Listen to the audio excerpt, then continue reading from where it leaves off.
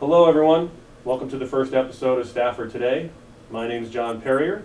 I'll be running for Selectmen in the upcoming November election. My name is Tony Frasinelli. I'm running for first selectman for the town of Stafford. And our topics of discussion for today are going to be centered around the questions and solution facing the future of Stafford. One of the first things I'd like to do, Tony, is ask you why you decided to run for first selectman. The fact is, I've been in politics to a lesser degree over the last 10 years or so. I'm on the Board of Ed currently. But I've noticed, living in town throughout my whole life, that we kind of lack some direction over the last few years anyway. And it's my turn to get back to the town. My brother was first selectman 10 years ago. My grandfather, back in the late 40s and 50s, was also first selectman.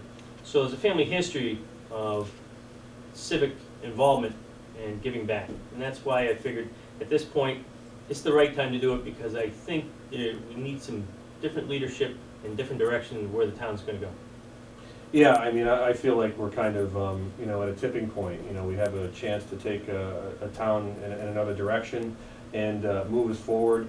Continue, what's going on downtown with the great shops that we have, make it look a lot nicer. If we do that, the potential for Stafford is huge. What's your vision for Stafford? I mean, what do you think we can do to make it better? The fact is, I got such great memories of Stafford. And again, I lived here my whole life, moved away, went to school, made a family, came back here though, and raising a family here. Stafford and my wonderful memories over the last 5-10 years have changed a bit. It seems as if we're just kind of floating along, as it were. There's no real plan, there's no real vision. We're reacting to things as it comes. I would like to continue to improve what's happening, and there are some good things in town. The local businesses downtown have done really well, and for the most part though, they've done it on their own. There hasn't been any real assistance for them, and this is one of their major complaints. There's also though parts of Stafford and right downtown that obviously have been neglected, overlooked, and I'm not sure if there is a plan for that. Downtown, when you first come into town, that's the original picture of what you feel Stafford is all about. And when you look at it, and you look at some of the open spaces, some of the disrepair, you have to wonder, not knowing Stafford at all, what's going on with this town? And then you see these wonderful little shops. So we've got some things in place that are going well, and my plan is to address those specifically and figure out how do we make everything a complete picture for people wanting to come to Stafford. Yeah, I agree 100%. And I know that, Tony, one of the things you've done is you've kind of researched the state to find out towns that were similar to ours, demographics, mill towns, that sort of thing. And, you've actually found a place that's actually turned their town around considerably. So, why do you think it's so important to speak with the mayor of Putnam? Putnam is a very similar town to Stafford. It's a former mill town. They had same issues as we did regarding the mills shutting down. Their population is very similar.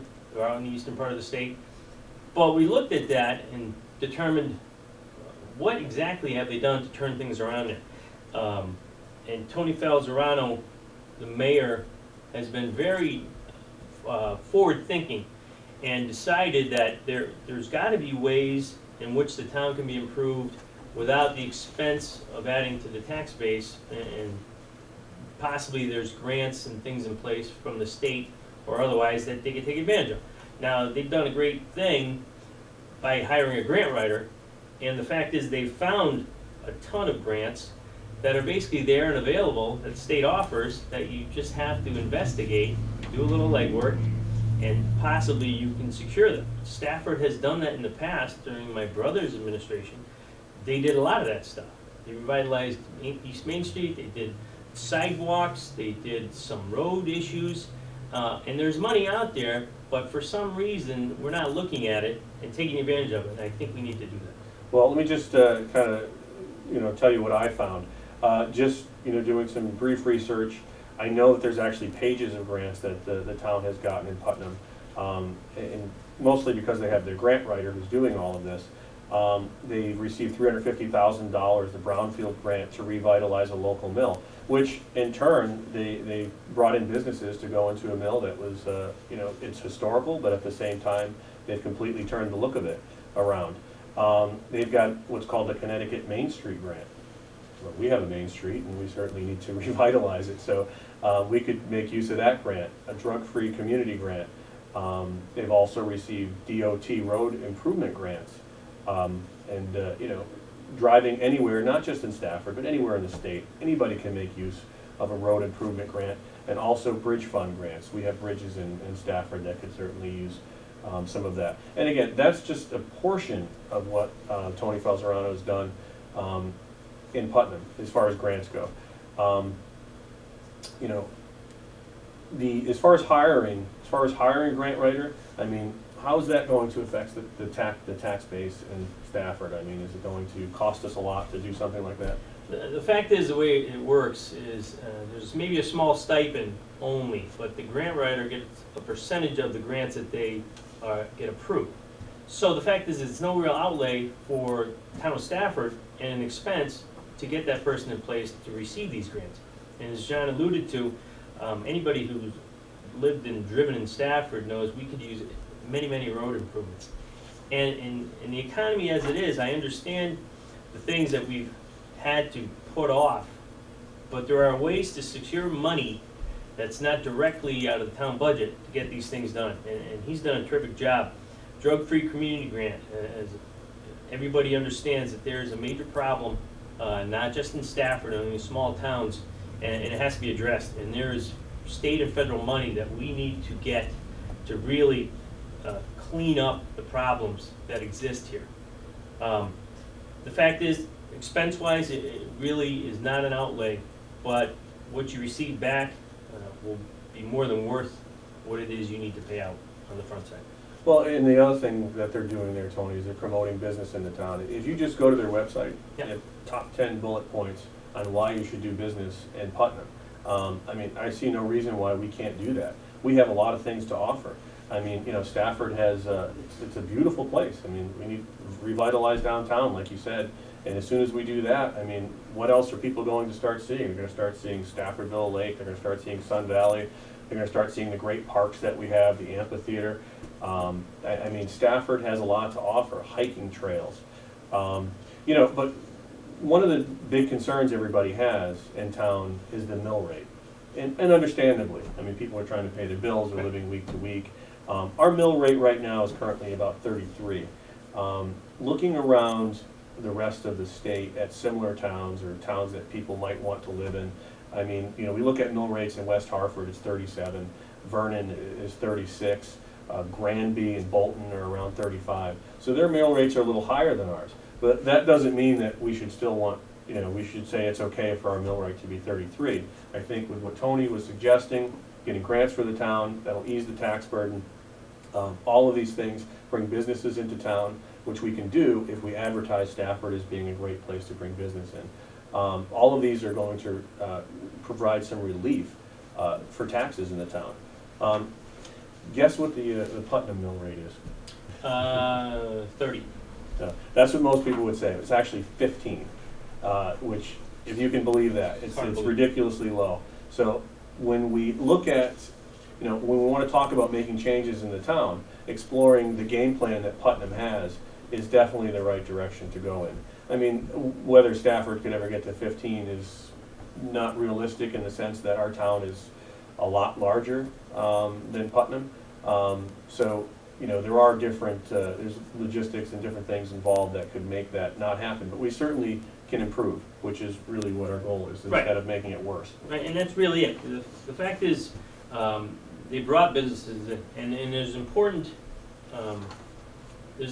for the downtown in some retail businesses. But what we really need is living wage jobs and companies that would bring that in. Medium-sized manufacturing. It could be high-tech stuff. It could be clean energy stuff. And I think that's really where the focus and success is regarding what businesses we can bring in to either lower the mill rate or to improve where we stand. Again, we just don't want to put in retail stores because it doesn't help the tax base at all.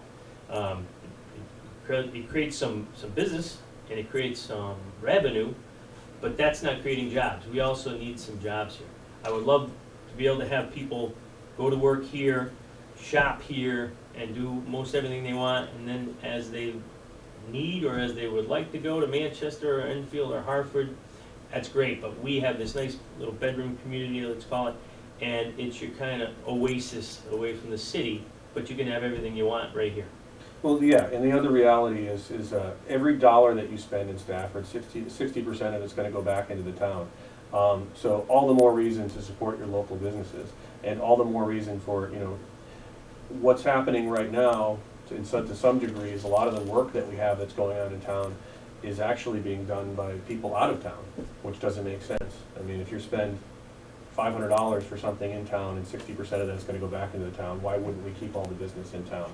I don't think right now the attorneys we have are from Stafford. A lot of the construction work is not coming from Stafford residents. That's something we can definitely improve on. Yep. And I know you had talked a lot about fiscal responsibility. I mean, do you think we can make improvements in that area? I think we can, because the fact is, again, there has to be a concerted plan to determine where the town is heading. You can't just react in this economy and then figure out how are we gonna pay for these expenses, how are these things gonna be handled. You have to actually put something in place to anticipate what could be problematic. The other piece of Stafford, and a very important piece, which I think really does not get anywhere near the attention it should, is the art community, the burgeoning art community that we have here. And it's fairly large. The fact is, there's a ton of people involved with a lot of talent, either with art exhibits, or music, or different shows that are going on.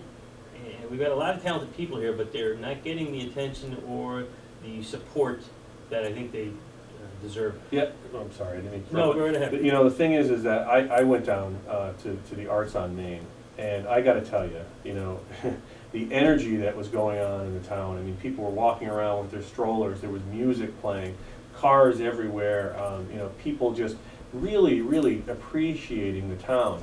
And when you see that sort of thing, you say, wow, this is actually a community. Right.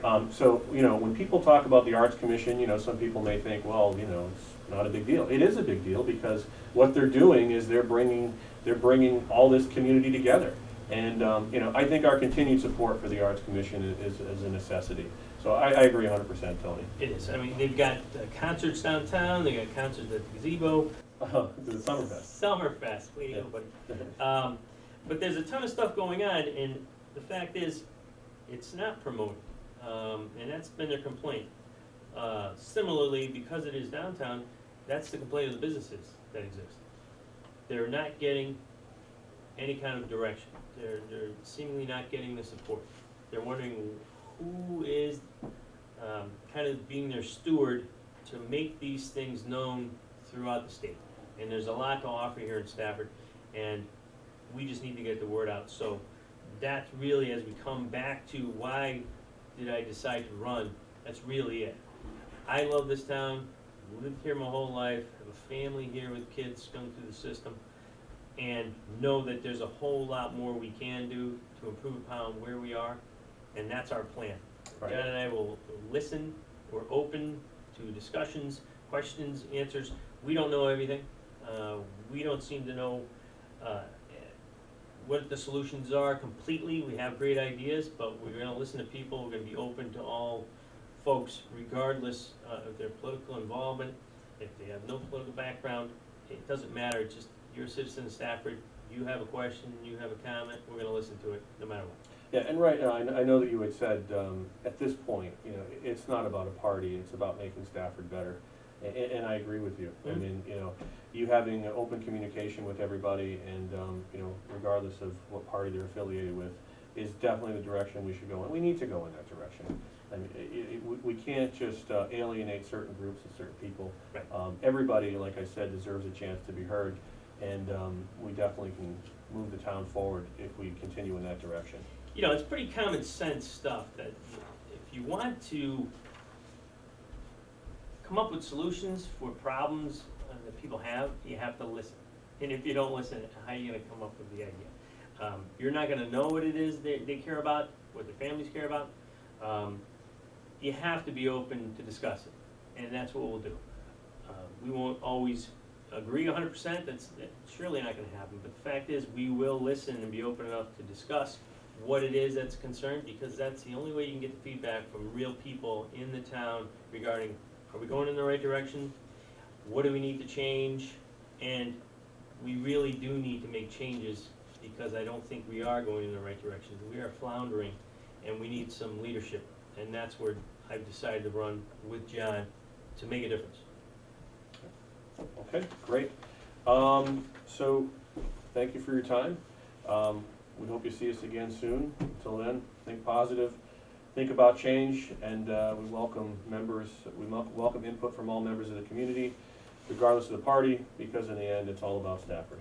Feedback, questions, comments, we got the website, which we'll put up, and email. StaffordDems.org. StaffordDems.org, and we welcome everybody. And certainly, if anyone would like to participate in any future shows, please let us know, contact either Tony or myself, and we'd be more than happy to put you in front of the camera.